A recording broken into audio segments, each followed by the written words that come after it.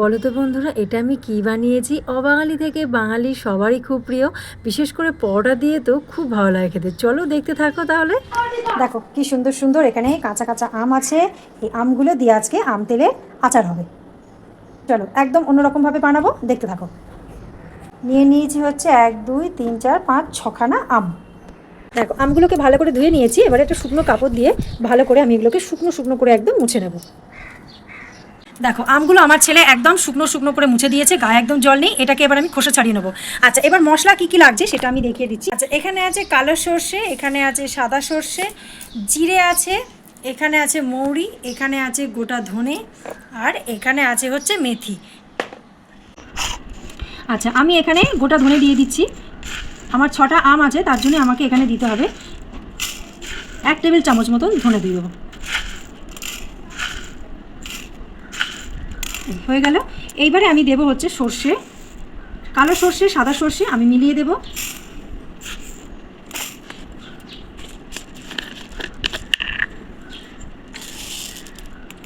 সবই মোটামুটি 1 টেবিল চামচ মতন দেব। আচ্ছা, জিরে দিয়ে দিলাম,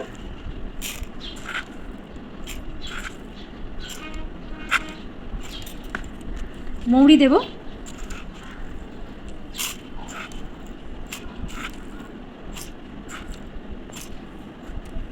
ঠিক এইটুখানি মেথি আমি দিয়ে দিলাম। এরপরে দিতে হবে গোলমরিচ, গোলমরিচের কয়েকটা এরকম দানা দিয়ে দিতে হবে। ব্যাস। দেখো আমগুলো সব খোসা ছাড়িয়ে নিয়েছি এক এক করে। আচ্ছা, এরপরে এগুলোকে আমি গ্রেট করে নেবো। বড়টা যেটা সেটা এটা দিয়ে করব না, বড়টা দিয়ে গ্রেটার দিয়ে করব। যা কিছু নেবে সব কিন্তু ভীষণ শুকনো হতে হবে, একদম যেন কোথাও জল না থাকে। থালাটাও শুকনো আছে, এটাও শুকনো আছে। এবার এটাতে আমি ঘষে নেব। দেখো বড় যে গ্রেটারের দাগটা থাকে সেটা দিয়ে আমাকে আমগুলোকে প্রত্যেকটা আম আমি এইভাবে ঘষে ঘষে নেবো। একদম ছোট দিয়ে করলে একদম কাদা কাদা হয়ে যাবে, ভালো লাগবে না। সেই জন্য এটা দিয়েই করে নেবো। ওদিকে আমার আমগুলো সব গ্রেটারে ঘষে নেওয়া হয়ে গেছে। দেখো মশলাগুলো তোমাদের পরিমাণ বলেই দিয়েছি। আমার 6টা আমের জন্য 1 টেবিল চামচ করে আমি সব নিয়েছি মশলা। যদি তোমাদের বেশি আম লাগে তাহলে মশলার পরিমাণটা আরও বাড়াতে হবে। একটা ফ্রাই প্যানে লো ফ্লেমে কিন্তু মশলাগুলো ভেজে নিতে হবে। দেখো পোড়াবে না, হালকা ব্রাউন কালার আসলেই হয়ে যাবে। আচ্ছা, মশলাগুলো আমি ঢেলে রেখেছি, একটু ঠান্ডা হোক। আচ্ছা দেখো, এই ফ্রাই প্যানটা গরম ছিল, তারপরে আমি তেল মোটামুটি 200 থেকে 250 গ্রাম তেল দিয়েছি, সর্ষের তেল। ফুটবে না কিন্তু, দেখতে পাচ্ছ যেরকম ধোঁয়াটা উঠছে ঠিক এরকম গরম হয়ে গেলে আমি গ্যাসের ফ্লেমটা অফ করে দেবো। সব আমার গ্রেটারে আম ঘষা হয়ে গেছে। আচ্ছা, এবার তেলটা নাবিয়ে রেখেছি। তেলটা একদম গরম থাকতে না, একটু যখন ঠান্ডা হয়ে যাবে তখন আমি দিয়ে দেবো এর মধ্যে হিংটা দিয়ে বেশ ভালো করে নাড়িয়ে চাড়িয়ে দেবো। ব্যাস, এবার আমি রেখে দেবো। পুরো তেলটা যখন ঠান্ডা হয়ে যাবে সেই রকম অবস্থা অবধি আমি রেখে দেবো। আচ্ছা, এরপরে দেখো যে আমগুলো ঘষে নিয়েছিলাম সেই আমগুলোর মধ্যে আমি দিয়ে দিচ্ছি বিট নুন। নুনটা কিন্তু একটু বেশি লাগে, কারণ আমার আমগুলো না প্রচণ্ড টক ছিল। আচ্ছা, এইখানে নুন দিয়ে দিলাম, কাশ্মীরি লঙ্কার গুঁড়ো দিয়ে দিলাম, হলুদ দিয়ে দিলাম, আর দিলাম কালো জিরে। এই রকম অবস্থায় এই আমগুলোর সঙ্গে ভালো করে ওই মশলাটা মেখে নিয়ে আমাকে ঢেকে অন্তত 10 মিনিট রেখে দিতে হবে। 10 মিনিট পর খুলে নিলাম, নিয়ে আমি এই যে মশলাটা দেখো আধ ভাঙা ভাঙা, মানে একদম মিহি হবে না কিন্তু একটু দানা দানা ভাব থাকবে, সেই রকম অবস্থায় মশলাগুলো গুঁড়িয়ে নিতে হবে। আর দিলাম ঝাল লঙ্কার গুঁড়ো। ওই ঢাকনাটা খুলে নিলাম। 10 মিনিট পরে এই মশলাটা পুরোটা আমি দিয়ে দিলাম।